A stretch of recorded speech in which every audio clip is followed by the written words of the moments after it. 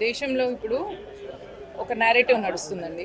ఆ నేరేటివ్ ప్రకారంగా ఒకసారి గుడి మీద, ఒకసారి బడి మీద, ఒకసారి ఒడి మీద అటాక్ జరుగుతుంది. ఎట్లా ఎప్పుడైతే నేను ఇందాక చెప్పిన ఈ 3 పాయింట్స్లో గుడి, బడి, ఒడి మీద అటాక్ జరగడానికి కాంగ్రెస్ అధికారంలో ఉన్నప్పుడు ఈజీగా జరుగుతుంది. మనం కర్ణాటకలో చూసినప్పుడు ధర్మస్థల ఆలయం చుట్టూ శవాలు ఉన్నాయని, అక్కడ ఏవో పిచ్చి పనులు చేసినని హిందూ మనోభావాలు దెబ్బతీసుకుంటూ చేసిన వాళ్ళు ఆ తర్వాత మొత్తం ఆలయం చుట్టూ తవ్విన తర్వాత అక్కడ ఏం లేదు అని చెప్పిండ్రా లేదా? కోర్టు నుంచే వచ్చిందే లేదా? అంటే ఇక్కడ గుడి మీద దాడి చేసి హిందూ మనోభావాలను దెబ్బతీస్తూ హిందూ గిల్టీగా ఫీల్ కావడం కోసం హిందూ అపరాధ మనోభావం హిందూలో తీసుకురావడం అనేది జరిగిన నేరేటివ్ అక్కడ. నెక్స్ట్ బడి మీద చూడండి, మన సంస్కృతి సాంప్రదాయాలని హేళనగా చేస్తారు. బొట్టు పెట్టుకున్న దాన్ని, పుస్తలు మట్టెలు ఆడవాళ్ళు వేసుకుంటే బర్రెలకు దున్నపోతులకు ఏవో తగిలిచ్చినట్టుగా వేసుకుంటారు అని చెప్పడం వల్ల యువతకి వేసుకోవాలనిపించదు. దీనివల్ల ఏమవుతుంది, సంస్కృతి సాంప్రదాయాలకు దూరం అయిన తర్వాత వాళ్ళని మత మార్పిడి చేయడం. కాబట్టి ఇది బడి మీద దాడి. ఒడి మీద దాడి అంటే హిందూ ఆడపిల్లల మీద వాళ్ళను ఎక్కడైనా కూడా చూడండి, కాంగ్రెస్ అధికారంలో ఉన్న చోట చాలా జరుగుతున్నాయి. లవ్ జిహాద్ కావచ్చు, ఇప్పుడు నాగర్ కర్నూల్లో కూడా అక్కడ హిందూ ఆడబిడ్డ మీద స్వామివారి దగ్గరికి దర్శనానికి తీసుకెళ్తే తన్నిన వ్యక్తి కాంగ్రెస్ సర్పంచ్ అనే విషయాన్ని ఎందుకు మర్చిపోతున్నారు? మర్చిపోయి ఇక్కడ ఏం తీసుకొస్తున్నారు? హిందూ కులాన్ని తీసుకొచ్చి కుల అహంకారం ఉంది హిందువులలో అంటే ఇది కూడా మళ్ళీ హిందుత్వం మీద దాడి, హిందువుల మీద దాడి. మళ్ళీ మనం చూస్తే బాన్స్వాడలో కూడా అమ్మాయి కార్ లోపల కూర్చున్నప్పుడు చిన్న పిల్ల మీద చెయ్యేసే ప్రయత్నం చేస్తున్నాడు. వాడు అట్లా వేయడం లాంటివి చేస్తున్నప్పుడు ఆ పిల్లకి ఎంత ట్రామా అవుతుంది పెద్దగా అయిన తర్వాత. ఇవన్నీ మనం చూస్తే బాన్స్వాడ కానీ, నిర్మల్లో కానీ, నాగర్ కర్నూల్లో కానీ హిందూ ఆడబిడ్డల మీద దాడి చేయించి దాని నేరేటివ్ని హిందువుల కులాహంకారం ఉందని, హిందూ మగవాళ్ళు పురుషాహంకారం ఉందని ఇట్లాంటి నేరేటివ్స్ని తీసుకొచ్చి హిందూ పిల్లల్ని, యువతని ధర్మానికి దూరం చేయడం. కాబట్టి ఈ నేరేటివ్స్ని అర్థం చేసుకొని ఈ నేరేటివ్స్ ద్వారా మన మీద జరుగుతున్న అటాక్స్ని తిప్పి కొట్టడం కోసం హిందూ యువకులను జాగరూకులు చేయడం కోసం జాగో హిందూ అనే ప్రోగ్రామ్ నిర్వహించడం జరిగింది. లవ్ జిహాద్ గురించి చర్చ జరుగుతుంది, దాని గురించి ఏం చెప్తారు?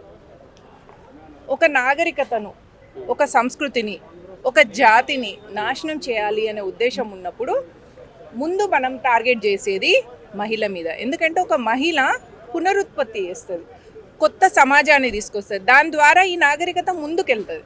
అందుకనే లవ్ జిహాద్ అనేది నాగరికత మీద దాడి, హిందూ సమాజం మీద దాడి, ఈ దేశం మీద దాడిగా చూసినప్పుడు దాన్ని మనం కాపాడుకోగలిగినప్పుడు, ఒక ఆడపిల్లను కాపాడుకోగలిగినప్పుడు మన దేశం సేఫ్గా ఉంటుంది, మన ధర్మం సేఫ్గా ఉంటుంది, మన దేవాలయాలు సేఫ్గా ఉంటాయి. నేను ఒక్కటి, ఆలయాల మీద మతోన్మాదులు చేసే దాడుల తర్వాత ఎఫ్ఐఆర్లో మతి స్థిమితం లేదని ఒకటి టాకుగా చూపిస్తున్నారు. ఒక న్యాయవాదిగా మీరు ఎలా వాదించగలుగుతారు? అదే అండి, religion and politics are like 2 sides of a coin. మనం ఎప్పుడు రిలీజియన్ని పాలిటిక్స్ని డిఫరెంట్గా చూడకూడదు. కాంగ్రెస్ ఎక్కడెక్కడైతే అధికారంలో ఉంటుందో అక్కడ మన ఆలయాల మీద దాడి జరగడంతో పాటుగా దాడి చేసిన వ్యక్తుల్ని ఆ చేసిన దాడి నుంచి వెళ్ళి ఆ చట్టం నుంచి తప్పించి, శిక్ష నుంచి తప్పించే ప్రయత్నం కాంగ్రెస్ చేస్తుంది. ఇది రీజనల్ పార్టీస్ మైనారిటీ అపీస్మెంట్ చేస్తే, కాంగ్రెస్ మైనారిటీ అపీస్మెంట్ చేస్తుంది. ధర్మబద్ధంగా ఈ దేశం కోసం, ఈ ధర్మం కోసం, ఈ నాగరికత కోసం నిలబడేది కేవలం భారతీయ జనతా పార్టీ. అదే భారతీయ జనతా పార్టీ అధికారంలో ఉంటే ఈ ప్రాబ్లం ఉండదు. మీరు కోవా బన్ను విషయమే చూడండి, అది అమ్మవారి జాతర, హిందువుల జాతర. అక్కడ మొహమ్మద్ వలీ వచ్చి కోవా బన్ను ఎందుకు అమ్ముకున్నాడు? అమ్ముకోవడం వల్లనే కదా ఈ లొల్లంత అయింది, ఈ పంచాయతీ అంతా దాని వల్లనే కదా.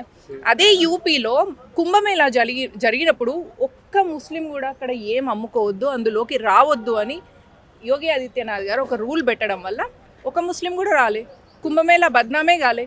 అమ్మవారి జాతర 2 సంవత్సరాలకు ఒకసారి చేసుకునే హిందూ అమ్మవారి జాతర మీకు మేడారంలో మీరు ఇట్లాంటిది తీసుకొచ్చి మొహమ్మద్ వలీని అందులోకి రానియడం వల్ల ఈ ప్రాబ్లం వచ్చింది. కాబట్టి హిందువులంతా జాగ్రత్తగా ఉండి మనం ధర్మం కోసం కత్తులు పట్టుకొని వెళ్ళక్కర్లేదు. ఒక్క ఓటు భారతీయ జనతా పార్టీకి వేయడం వల్ల మీ చేసే పనిలో, మీరు ధర్మరక్షణ చేసే దానిలో సగం పని భారతీయ జనతా పార్టీ చేస్తుంది. యూపీలో యోగి ఆదిత్యనాథ్ ఉండడం వల్లనే మహాకుంభమేళా బద్నాం కాకుండా ఉంది. అదే మేడారం జాతర ఇక్కడ రేవంత్ ఉద్దీన్ కాంగ్రెస్ ప్రభుత్వం ఉండడం వల్లనే కోవా బన్ను విషయంగా అక్కడ మేడారం జాతరలో బద్నాం. మీరు నేరేటివ్ని బిల్డ్ చేస్తే ఇప్పుడు ఒక కుక్ ఉంది దాన్ని చంపేయాలనుకోండి పిచ్చిది అని అంటే అయిపోయి అందరు కలిసి దాన్ని మీరు రాళ్ళిస్తారు. అట్లనే వలీని లేపినంత మాత్రాన వలీ గ్రేట్ అని మీరు అనుకుంటే అయిపోదు కదండి. ఇక్కడ పాయింట్ ఒకటి గమనించాలి.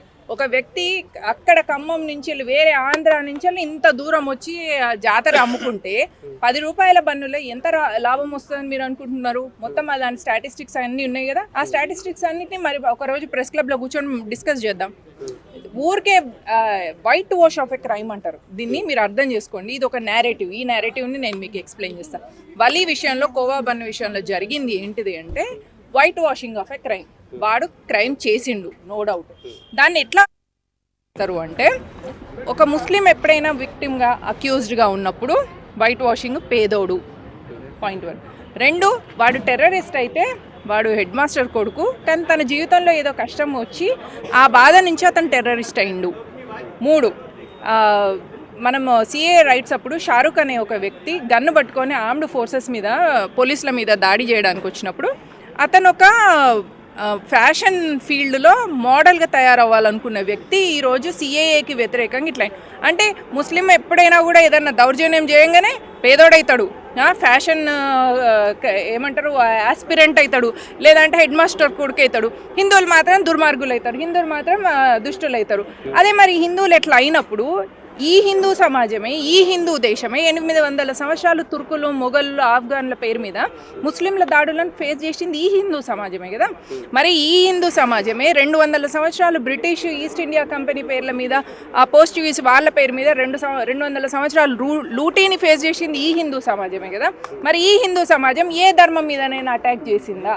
ఏ దేవాలయాల మీదనే, ఏ మసీదుల మీద కానీ, ఏ చర్చిల మీద కానీ ఎక్కడైనా అటాక్ చేసినట్టు మీరు చెప్తారా? ఇప్పుడు నేను ఇంత మాట్లాడుతున్నా, నన్ను మీలో చాలామంది మతోన్మాదిగా చూస్తారు. నా దృష్టిలో చర్చి కానీ మసీదు కానీ ఒక దేవుడిది అని. ఎందుకు అంటే నా ధర్మం నాకేం చెప్తుంది అంటే ఏకం సత్విప్రా బహుదా వదంతి, అంటే సత్యం ఒక్కటే. అయితే అల్లా ఒక మార్గం చెప్పి ఉండొచ్చు, మొహమ్మద్ ప్రవక్త, జీసస్ క్రైస్ట్ కూడా ఒక ప్రవక్త అయ్యి ఉండొచ్చు, మన గురువులు కూడా ఒక ప్రవక్తలే కదా, అట్లా చెప్పిండ్రు అని నేను అనుకుంటా. కానీ వాళ్ళు హిందువులు ఈ భూమి మీద ఉండకూడదు, కాఫీర్లు అని నువ్వు అనుకున్నప్పుడు యస్మిన్ యథావర్తి తవ్యయో మనుష్య తస్మిన్ తదావర్తి తవ్యం స్వధర్మ. నువ్వు ఒక చెంప మీద కొడితే నీ చెయ్యి నేను నరుకుతా, నువ్వు మర్యాదగా ఉంటే నేను మర్యాద ఇస్తా, నువ్వు చెయ్యి చూపిస్తే నీ చెయ్యే లేకుండా చేస్తా. ఇది హిందూ నేర్చుకోవాలి. దీనికోసమే మేము ఇప్పుడు ప్రయత్నం చేస్తాం. కేరళ ఫైల్స్ అగైన్ అండి, ఇందాక చెప్పినట్టు బడి గుడి ఒడి మీద అటాక్. అది ఒక నాగరికతను కానీ, ఒక సంస్కృతిని కానీ, ఒక జాతిని కానీ నాశనం చేయాలి అనుకున్నప్పుడు ఆ జాతిలో ఉన్న మహిళల మీద అటాక్ చేయాలి. కాబట్టి వాళ్ళు చేస్తున్నది కేరళ ఫైల్స్ అనేది లవ్ జిహాద్, నథింగ్ బట్ 2 ఒకటే.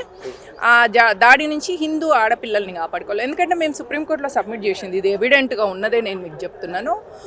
సుప్రీంకోర్టులో ఒక్కొక్క కులం అమ్మాయికి ఒక్కో రేటు కట్టిండ్రు, అది మసీదు నుంచి వచ్చిన రికార్డు. కాబట్టి దీన్ని కళ్ళున్న గుడ్డి వాళ్ళలాగా, చెవులున్న చెవిటి వాళ్ళలాగా ప్రవర్తించకుండా నిజాలను అర్థం చేసుకోండి, శత్రుబోధ అనేది నేర్చుకొని ధర్మం కోసం నిలబడండి, దేశం కోసం నిలబడండి. 100కు పైగా క్రిస్టియన్ దేశాలు ఉన్నాయి, 50కి పైగా ఇస్లామిక్ దేశాలు ఉన్నాయి. హిందువులకు ఒకటే ఒక దేశం ఉన్నది, అది భారతదేశం, హిందుస్థాన్. దీన్ని కూడా కాపాడుకోకపోతే హిందూ మహాసముద్రంలో దూకనికి రెడీ అవ్వండి. సెక్యులరిజం గురించి ఏం చెప్తాం? Hindu is by nature secular. ఇందాక నేను చెప్పినట్టు ఏకం సత్విప్రాహ బహుదా వదంతి అని నేను చెప్తున్నా కదా. దాని ప్రకారంగా నేను అల్లా కూడా దేవుడు కావచ్చు, మొహమ్మద్ ప్రవక్త గురువు, యెహోవా కూడా దేవుడు కావచ్చు, జీసస్ క్రైస్ట్ కూడా గురువు. కానీ మీరు వచ్చి కాఫీర్లు భూమి మీద ఉండొద్దు, ఆలయాలంటే అందులో శాతానులు ఉంటారు, హిందూ దేవి దేవతలు సాతాన్లని, హిందువులు కాఫీర్లని మాట్లాడితే మాత్రం